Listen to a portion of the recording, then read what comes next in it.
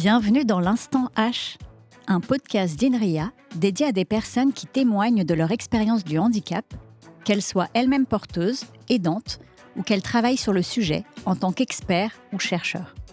Je suis Sarah Pebro. Comédienne et auteure, j'ai eu un cancer du sein. J'ai partagé mon expérience avec humour et espoir dans un livre, Sarah, 30 ans, mon cancer, même pas peur, et un spectacle, Cas surprise. Dans ce podcast, je vais rencontrer des femmes et des hommes qui vous raconteront comment vivre en situation de handicap, et en particulier dans l'emploi, ce qui a pu les aider dans leur parcours, tant humainement que techniquement, ce qui est mis en place au sein d'INRIA, et tout ce qu'ils tirent de positif de leur expérience. Plongez dans l'Instant H, le podcast qui offre un nouveau regard sur le handicap.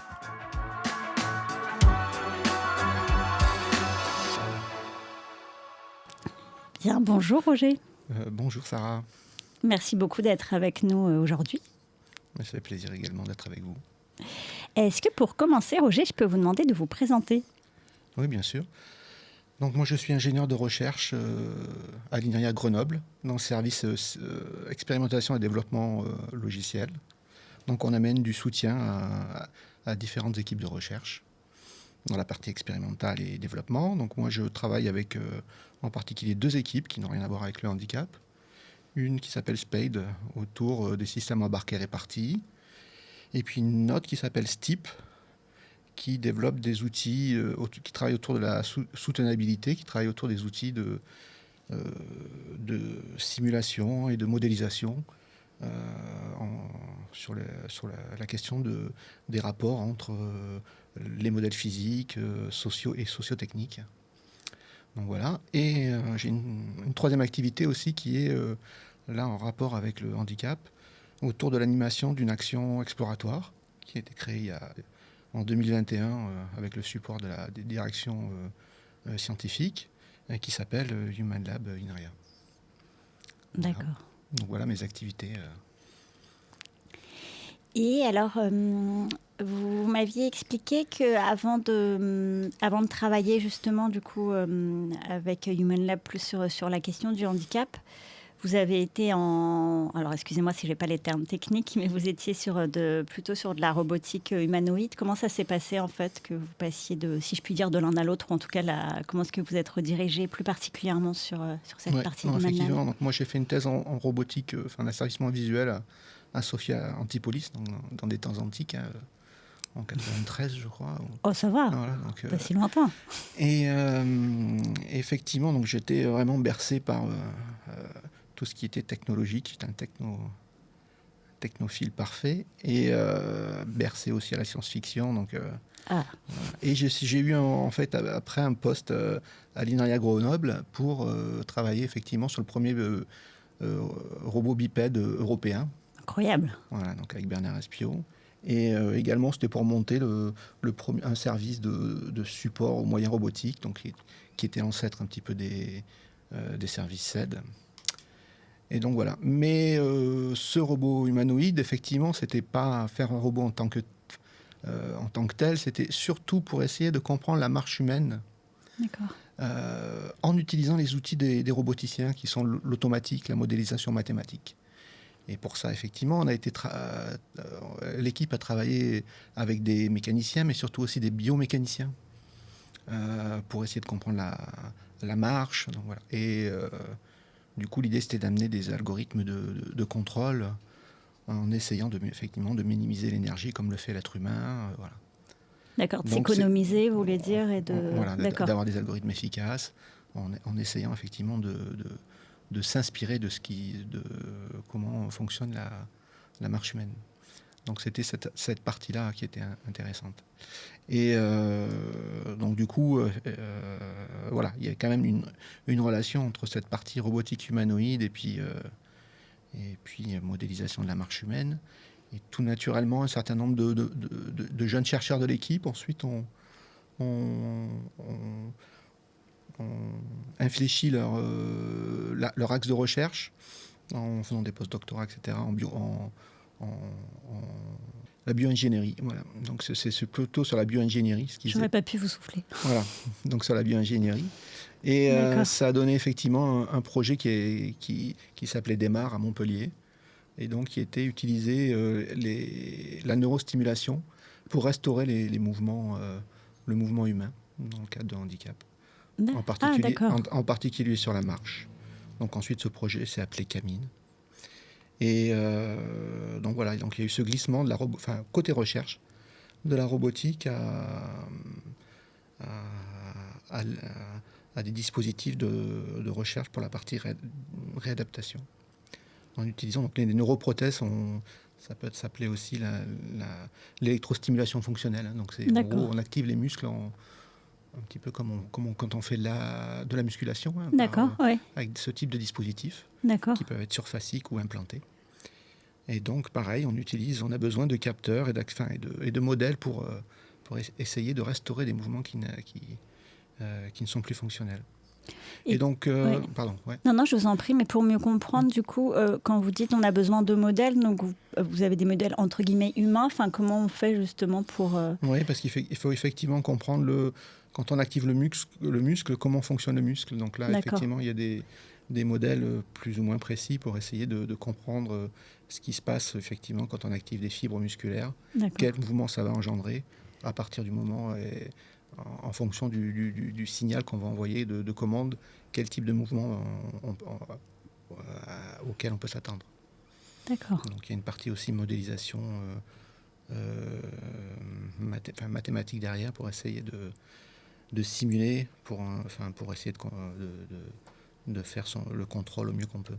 Et également pour essayer ensuite de contrôler en boucle fermée le mouvement qu'on va faire. On va aussi ajouter des capteurs, donc des capteurs comme on peut retrouver chez les robots, pour essayer de contrôler au mieux le mouvement qu'on active chez l'humain. Incroyable. C'est vrai qu'on a une image de la robotique, on se dit tout de suite, oh là là, ça fait peur, ou alors on va essayer de faire des surhommes. Et en fait, là, de se dire qu'on peut justement utiliser toute cette science et tout ce savoir, toute cette recherche pour aider et apporter à des personnes en situation de handicap, le confort n'est pas le bon terme, mais apporter à des personnes en situation de handicap ce qui est nécessaire pour les aider, pour en tout cas améliorer leur chance, leur confort, leur état. Incroyable. Effectivement, là aussi, il y a une partie éthique qu'amène aussi cette équipe à Montpellier. C'est effectivement le fait de vraiment travailler sur l'homme, entre guillemets, réparé et pas l'homme augmenté. Voilà, oui, c'est ça. Effectivement, également, c'est très joli, cette image. Et effectivement, de faire attention à toujours avoir le calcul entre le bénéfice qu'apporte une technologie et les risques ou la partie invasion que ça peut amener. Donc il y a toujours cette balance qu'il faut faire attention et qu'on a aussi amené, qu'on retrouve aussi dans notre action Human Lab, dont on discutera un petit peu après. Eh bien, c'est une transition parfaite. Merci, Roger. Non, parler d'Human Lab, du coup, comment ça s'est passé, la création d'Human Lab, par rapport à ce dont vous venez de nous parler, de ces différentes équipes? Est-ce que c'est des équipes qui se sont rejointes? Est-ce que c'est une nouvelle équipe qui s'est créée? Comment est-ce que ça s'est passé Alors, donc je travaille chronologiquement. Voilà, donc je travaille en pointillé avec cette équipe à Montpellier depuis très longtemps. D'accord. Et en fait, du coup, pour faire ces expérimentations, elle est en contact étroit. Même il y a des membres de l'équipe qui ont ces formations-là, avec des centres de rééducation, avec des centres cliniques. D'accord. Et donc, ils sont quotidiennement en relation avec donc le personnel soignant médical, mais également les personnes en situation de handicap. Et la recherche, ça donne pas mal de... Enfin, c'est vraiment des avancées, des expérimentations, mais qu'on fait souvent qu'une fois, ou qui sont des projections, par exemple, sur des dispositifs qui existeront peut-être dans 10 ou 20 ans. Donc ça donne quand même aussi, entre guillemets, peut-être des faux espoirs aux gens. Donc il faut aussi faire attention, ne serait-ce qu'aussi dans la partie communication, etc. Être mesuré dans ce qu'on peut transmettre. Mais cette équipe était souvent sollicitée en dehors de la recherche pour faire des petits dispositifs par les personnes en situation de handicap. Et on voyait que souvent, en amenant un petit peu de technique, ça pouvait un peu aider les gens. Mais ça rentrait pas dans le cadre de nos recherches. D'accord. Donc on essayait de temps en temps de le faire un petit peu sur notre temps personnel. On avait même avec, donc c'était Christine Azevedo, là, maintenant qui est responsable du projet Camine, on avait créé une association il y a une quinzaine d'années pour répondre à ce type de besoins sur nos temps personnels. On avait traité un cas, je crois, et puis on n'avait pas eu l'énergie et le temps pour le mener à bien. Est-ce que vous pouvez nous dire un petit peu, pour certaines choses que vous avez dit, que pour certaines personnes, vous avez réussi à mettre des choses en place? Est-ce que vous avez des exemples? C'est vraiment des fois des petits dispositifs vraiment, entre guillemets, bêtes. Hein. Oui, mais c'est intéressant de partager. Ouais. Par exemple, des adaptations de joystick sur les fauteuils, où les gens n'ont pas les bonnes prises, etc. Donc c'est de faire à façon des pommeaux de joystick qui soient adaptés à la personne. Okay. Donc à l'époque, il n'y avait pas encore les impressions 3D, donc on les faisait d'une autre façon. Mais voilà, c'est des petits dispositifs qui n'ont pas forcément, où il n'y a pas forcément de la grosse technologie ou des algorithmes super puissants. Il n'y a même de temps en temps pas d'informatique du tout, pas d'électronique. Mais en termes de confort pour la personne, voilà, ça change tout. Parfois, ce sont des petites choses comme ça qui vont s'additionner. Voilà, donc c'est ce type de petits dispositifs. Et il y a quelques années, il y a 3-4 ans, donc il y a le projet a été sollicité par une association rennaise qui s'appelle My Human Kit. D'accord. Et qui, elle, effectivement, a pour vocation donc là, avec toute la mouvance des Fab Labs, et de la mouvance aussi, ce qu'on appelle du do-it-yourself, donc des hobbyistes qui peuvent faire leurs petits dispositifs mécatroniques ou également avec l'avènement de l'impression 3D, pouvoir faire leurs pièces mécaniques très facilement, etc. Donc il y a un certain nombre de Fab Labs qui s'est monté pour faire des dispositifs pour réparer des objets, etc. Et My Human Kit, c'était un Fab Lab qui était dédié à inventer, fabriquer des dispositifs pour et avec les personnes en situation de handicap, pour résoudre des problèmes de leur vie courante. C'est top, ça. Donc voilà, donc il y a effectivement une partie, j'allais dire, technologique de faire un dispositif, mais également de mettre le porteur en capacité. Donc c'est lui le chef de projet, c'est lui qui décide. C'est pas simplement on répond à un service et puis on va te faire ton dispositif, reviens dans 3 semaines, dans 3 mois, ça sera fait.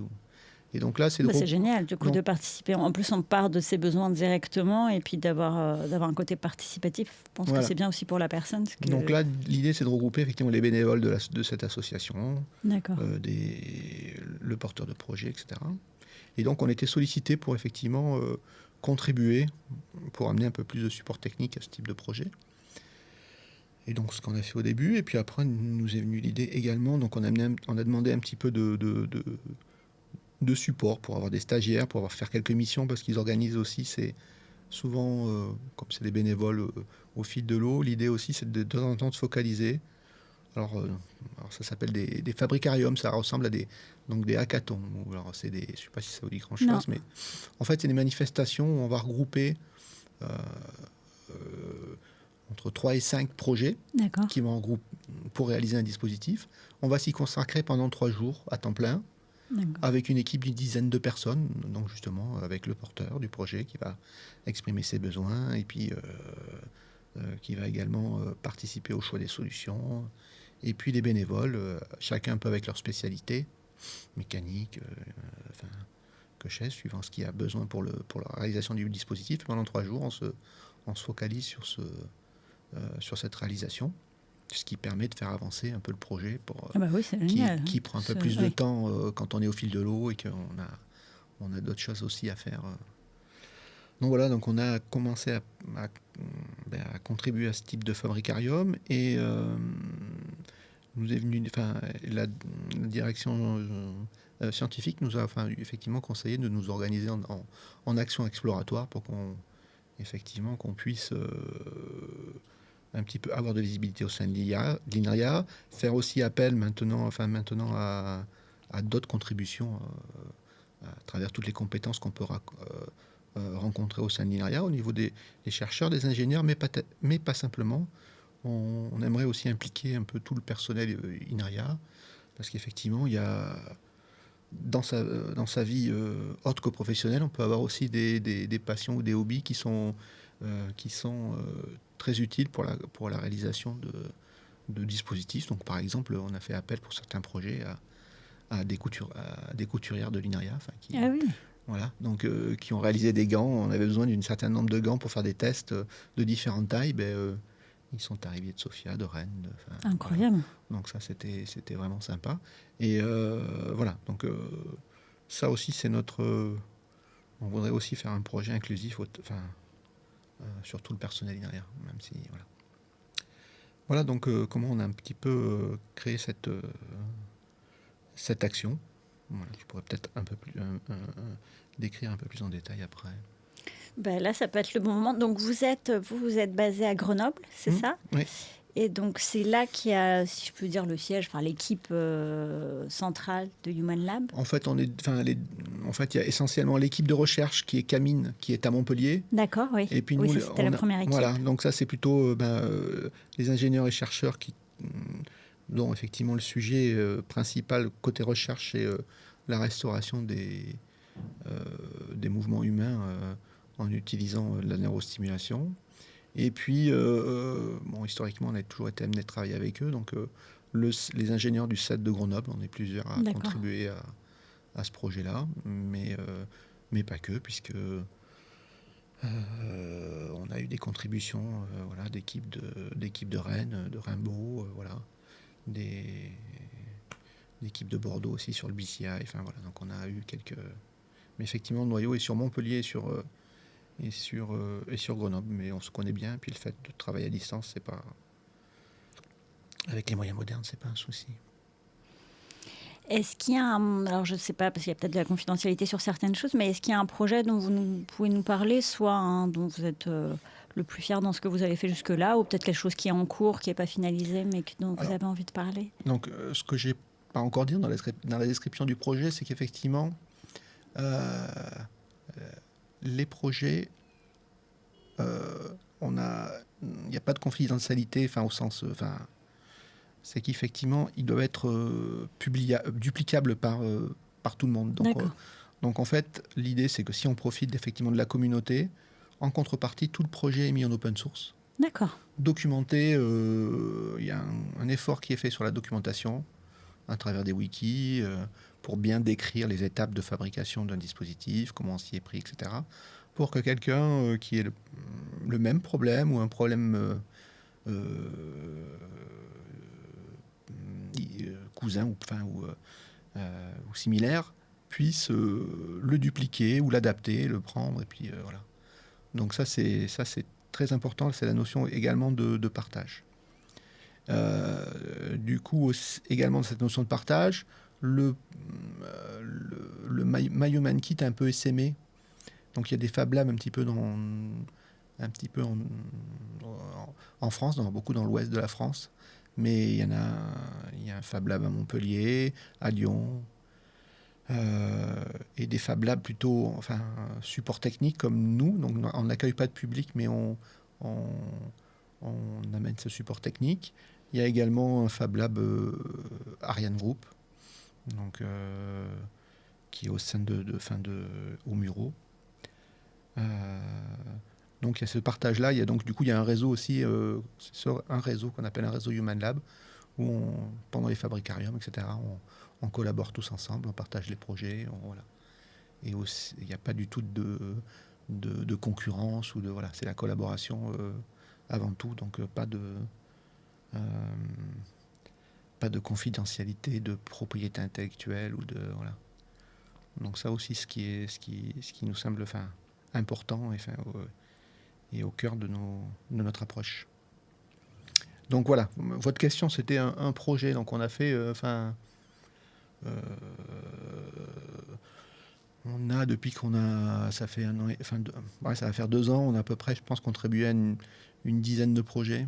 Ah oui, c'est beaucoup. Donc on n'est peut-être pas tout seul sur ces projets-là. Non, c'est vrai. Mais donc ça va, par exemple, si je fais un peu comme ça de mémoire, on a on a par exemple travaillé avec une salle de sport, un projet avec une salle de sport dédiée handicap. D'accord. C'est la première en France, donc qui est à Lyon. Il y a une deuxième qui vient de se monter à Montpellier. Donc là, On a fait par exemple un projet qui s'appelle Fit and Fun, donc on essaye de chercher on a des noms pour chaque projet. Je vais vous appeler si j'ai besoin d'un titre pour Non, pas moi je pense, mais un projet. on a un projet qui s'appelle donc Fit and Fun, donc qui permet effectivement de doter des appareils de musculation qui sont un peu basiques de jeux de rétro gaming pour rendre l'exercice sportif plus intéressant, avec des petites épreuves pour améliorer le score. Donc voilà, donc ça c'est un type de petit dispositif. On a fait également un gant qui s'appelle donc Exofinger pour améliorer donc là c'est pour des personnes qui ont des tétraplégies partielles. Donc ça c'était avec Bastien qui est salarié Ariane Group.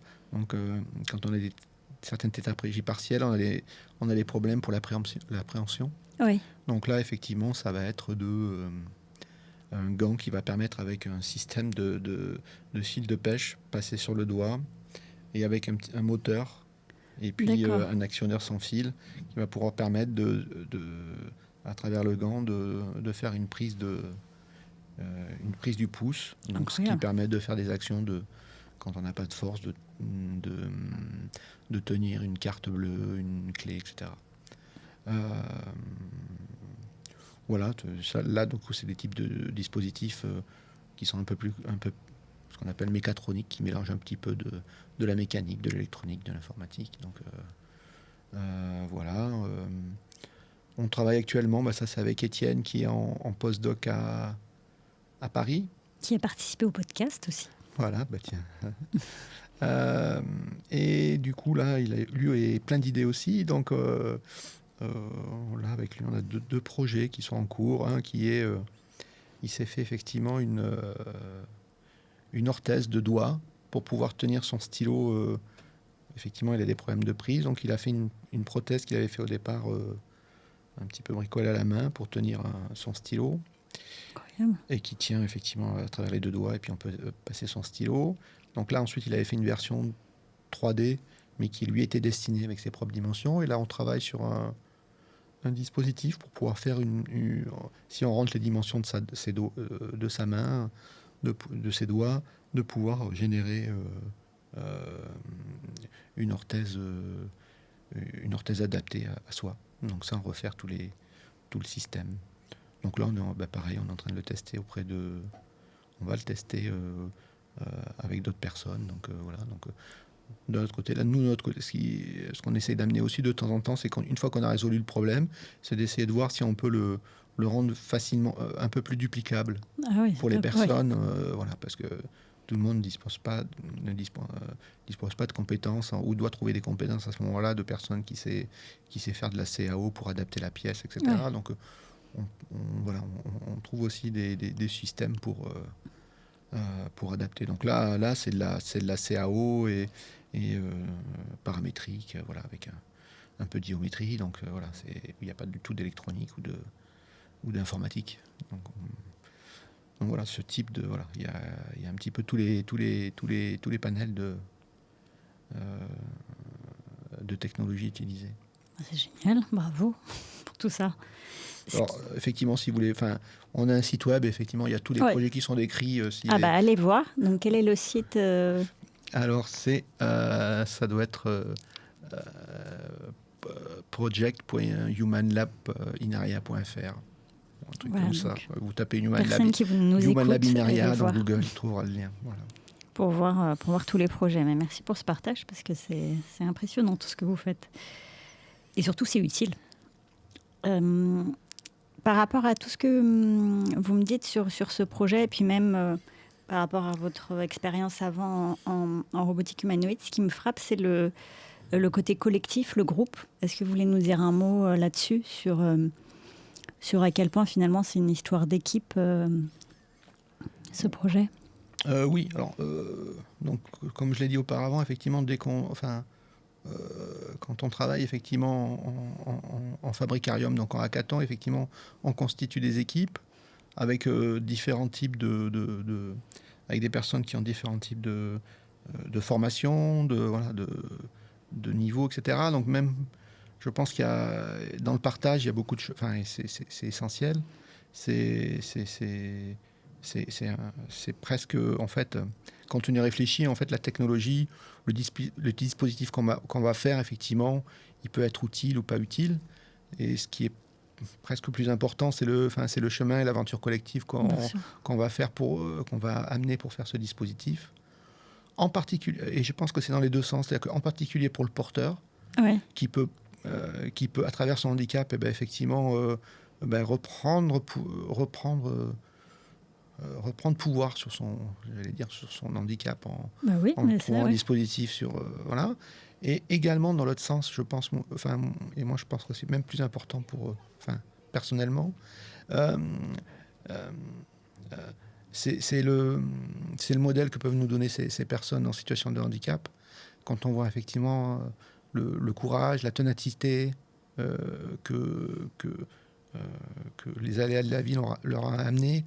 Et voilà. Et donc, des tâches qui des fois nous prennent, pour nous, 2 secondes sans réfléchir. Pour certaines personnes, effectivement, ça va être un gros effort, ça va être des combats incessants. Mais ils ont une force qui sont exemplaires pour nous aussi. Donc, je pense que nous amène plus que ce qu'on leur amène. Donc, voilà. Je pense que de part et d'autre, c'est très riche en tout cas. Voilà. Une belle équipe de part et d'autre. Est-ce qu'il y a, comme justement ça fait... Donc alors attendez, vous m'avez dit que c'était depuis quelle date? Human Lab, c'était... L'équipe elle-même, on l'a créée en 2021. Ah, 21, pardon. Bon, ça fait quelques années qu'on collabore un petit peu avec My Human Kit, avant d'avoir constitué cette équipe-là et d'avoir réfléchi à la mise en musique de tout ça, oui. Et donc par rapport à... Donc, en plus, déjà avec les 2 ans avec l'Human Lab, et puis après, en effet, tout ce que vous avez fait avant, par rapport, comme vous le disiez juste avant, aux personnes que vous avez rencontrées, à leur situation, s'il y avait des personnes qui seraient aujourd'hui peut-être en situation de handicap, mais qui ont un petit peu de mal à l'accepter, est-ce que vous auriez des conseils à leur donner? Parce que j'imagine que c'est tellement riche humainement, toutes les personnes que vous avez pu rencontrer et toutes leurs histoires. Est-ce qu'il y a des petites choses, justement, que vous pourriez... partager à quelqu'un qui serait peut-être aujourd'hui en situation de handicap, on sait que l'acceptation, c'est parfois le plus long, et que ça pourrait peut-être inspirer, aider. Voilà. Déjà, je serais mal placé pour donner des conseils à des personnes en situation de handicap, n'étant pas moi-même.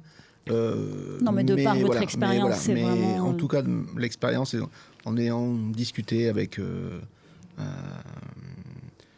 les personnes des Human Lab, etc., le point important, c'est de pas rester isolé. Oui. Voilà. Donc ça, donc il y a effectivement des lieux. Bon, alors, il n'y en a pas, à notre goût, il n'y en a pas assez, mais il y a des lieux, je pense, de partage, en particulier autour de se faire des dispositifs, donc comme les Human Lab, mais je pense qu'il doit y avoir d'autres lieux aussi où on peut échanger. Donc ça, c'est la partie la plus importante, mais effectivement, avant d'amener à s'ouvrir, effectivement, il y a peut-être cette phase d'acceptation aussi. Oui. Mais ça, c'est vraiment un chemin personnel. Mais... Voilà. Donc ça, mais voilà, c'est cette partie, effectivement, aventure collective qui est importante, et de partager. Et de pas rester dans son coin, entre guillemets. C'est plus facile à dire qu'à faire, je pense. Mais Oui, mais parfois, c'est bien de l'entendre. Tout à coup, on l'entend à un moment où ça résonne davantage. Et c'est vrai que de toute façon, on est plus fort ensemble. Et vous nous l'avez bien décrit jusque-là à travers cette aventure collective qu'est Human Lab. Est-ce que vous avez besoin peut-être de personnes pour rejoindre l'équipe encore? C'est-à-dire que je ne sais pas, est-ce que il me manque quelques profils? Parce que j'ai compris que c'était une équipe très diversifiée pour répondre à beaucoup de besoins variés. En fait, j'allais dire le profil, on s'en fout. C'est des personnes motivées. Donc, s'il y a des gens qui veulent rejoindre, de contribuer, etc., on a une mailing list. Je ne l'ai pas en tête, je suis assez nul en communication. On a une mailing list que vous allez retrouver sur le site web. On la partagera. Pour pouvoir, effectivement, on met des nouvelles mensuelles sur ce qu'on fait, sur les projets en cours, etc. Les appels, effectivement, à des besoins. Donc voilà. Une première étape, ça peut être de s'abonner à cette mailing list et puis Bien sûr. de voir ce qui se passe et puis de ne pas hésiter à nous contacter si on veut contribuer. Oui, puis en plus, comme on a compris, c'est un peu partout en France. Parce que vous êtes à Grenoble, il y a l'équipe de Montpellier. Enfin, vous avez Oui. il y a plusieurs sites. Donc, même si je le dis pour que les personnes qui ne seraient pas forcément à Grenoble ne se coupent pas, Oui, ne se privent pas pour exactement. autant de vous Oui. contacter et que je pense que c'est intéressant. Puis ça peut être lié à une histoire personnelle. Par exemple, si on se retrouve aidant ou autre, tout à coup, on a Et envie également, peut-être de effectivement, contribuer. vous faites bien de le rappeler, ça peut être des contributeurs, mais aussi des porteurs hein, Oui, qui ont des idées comme Étienne, de dispositifs qui pourraient les aider, les aider ou qui voudraient développer. Voilà, on peut réfléchir à ça aussi et puis monter des actions autour de ces deux porteurs. Donc ça aussi, pour avoir encore de beaux projets ensemble. oui. Est-ce que vous voudriez bien partager avec nous votre vision de la vie aujourd'hui, qui j'imagine a encore enrichi, peut-être a changé depuis tout ce que vous avez pu avoir comme expérience autour du handicap, des personnes porteuses, mais aussi de toutes les personnes qui contribuent, qui ont souvent quand on travaille sur ce sujet-là, on peut avoir soit un lien dans son histoire personnelle, soi-même ou en tant que porteur ou en tant qu'aidant. Et voilà, qu'est-ce que vous aimeriez partager avec nous? Alors, pour moi, la partie travailler ou contribuer à des dispositifs pour l'aide au handicap, pour moi aussi, ça dépasse le cadre du handicap aussi. Donc ça montre aussi les limites de l'humain. Comme je travaille effectivement avec une autre équipe qui travaille autour de la soutenabilité, où là, on travaille sur les limites du physique et de la terre. Pour moi, c'est un petit peu... Il y a une analogie aussi à faire là-dessus. Donc, c'est qu'effectivement, on n'est pas... La technologie n'est pas tout puissante et on est sans limite. On va aller sur Mars, on va tout faire. On est sans limite, on est des dieux. Et donc ça, pour moi aussi, il y a cette vision-là, c'est que voilà, il faut faire avec nos limites et amener une éthique aussi quand on utilise de la technologie et d'être un peu moins technocentré et un peu plus humain-centré. Mais bon, ça fait un peu curé, ça. Mais bon. Pas du tout. Et puis, attendez, quand même, votre action, c'est l'Human Lab. Donc, on commence par l'humain, avant la technologie. Ouais. Donc, c'est déjà bien présent. Est-ce qu'il y a quelque chose qu'on n'aurait pas évoqué que vous souhaiteriez partager avec nous, Roger ? Oui, je pense que donc je sais que l'INRIA est quand même attentive à tout ce qui se passe côté handicap, mais je pense qu'en interne aussi, on a quand on accueille des personnes en situation de handicap, on a encore des efforts à faire pour résoudre certains problèmes qu'ils rencontrent. Donc nous, avec des thésards, des personnes, on voit ça, ne serait-ce que... Alors pareil, c'est encore pareil, des choses qui nous paraissent vraiment basiques pour nous, mais l'accès à la cantine, quand on est en fauteuil, comment on fait, quand on est en mission, qu'il nous faut des accompagnants et que côté administratif, c'est hyper compliqué pour avoir des missions. Quand on s'installe dans un nouveau bureau, qu'il faut qu'il soit équipé, etc. Donc ça, c'est aussi des axes sur lesquels on doit s'améliorer sur l'accueil au handicap. Si effectivement on veut être un peu plus inclusif. C'est vraiment des trucs basiques. Je pense que ça peut se mettre en place facilement, mais parfois c'est... Voilà, il y a des contraintes administratives. Bien sûr, je veux dire facilement. Je veux dire, comme vous disiez, c'est pas forcément sorcier ou très compliqué et lourd. Après, il y a un temps imparti, mais comment de faire en sorte que les personnes en situation de handicap, qui ont déjà leur situation de handicap, puissent être au même niveau de confort que les autres et qu'on puisse les aider comme il se doit, parce que c'est un droit. Voilà, et là, de ce côté-là, nous aussi, on a été cette action-là, on a été supporté par la direction scientifique et également On a des réunions mensuelles avec la cellule sensibilisation, information et formation, donc la commission handicap, pour discuter de tous ces sujets, ce qui vous permet de vous remonter aussi, d'échanger avec eux de leur côté sur ce qui se passe et peut-être s'il y a des... Voilà, ça fait partie aussi de cette sensibilisation. Donc, voilà. Et ce qu'on voudrait également, c'est cette action-là qui est sur 4 ans, peut-être voir comment la pérenniser, parce que on pense que ça fait partie effectivement de la sensibilisation au handicap à l'INRIA, et ça nous ouvre aussi sur l'extérieur, sur la société civile. Ça aussi, c'est quelque chose qui nous semble important, indépendamment aussi du handicap, je pense. Oui. Ça serait un peu comme quand on fait de la médiation, mais c'est pour nous une autre façon de faire de la médiation. C'est de se frotter un peu à la société, enfin, je vais dire civile, mais je ne sais pas comment on pourrait dire ça. Mais en dehors de l'INRIA, en tout cas, vous voulez dire, de sortir du monde académique ou industriel. Complètement. Puis ça pourrait participer à changer le regard aussi, parce qu'il y a besoin parfois de parler, en tout cas. De se confronter avec les citoyens et de montrer un petit peu ce qu'on sait. Ce serait super. Donc voilà, donc ça c'est... merci beaucoup, Roger. Merci, Sarah. Merci beaucoup pour votre partage, et pas juste pour votre partage aujourd'hui, pour tout ce que merci pour tout ce que vous faites pour les porteurs et pour tous, parce que c'est précieux et c'est utile, très utile. C'est indispensable même. Donc merci pour toutes les personnes, et merci d'avoir partagé tout cela avec nous pour celles et ceux qui ne connaîtraient pas encore l'action. Donc encore une fois, n'hésitez pas à rejoindre. On dirait que je fais un commercial, mais c'est vrai. Oui, mais en même temps, je trouve que c'est génial tout ce que vous avez raconté sur les différentes équipes au départ, comment vous y êtes arrivés, les personnes à Montpellier, celles à Grenoble. Enfin, voilà, de dire que c'est une merveilleuse aventure collective et qui, en effet, n'a qu'à se pérenniser et voilà, s'inscrire dans la durée, puisque on est tous concernés. Donc merci beaucoup. Et prenez soin de vous.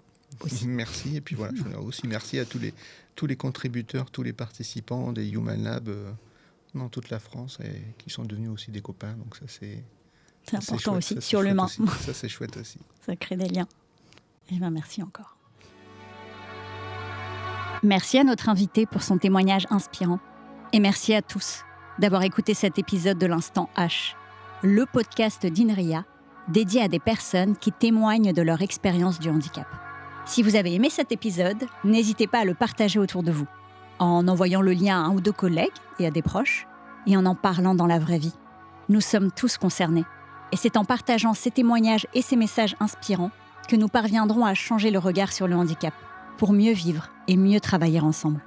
Et pour finir sur une citation de Thérèse de Lisieux, que Nicolas a partagée avec nous lors de l'enregistrement, « Le soleil brille toujours derrière les nuages.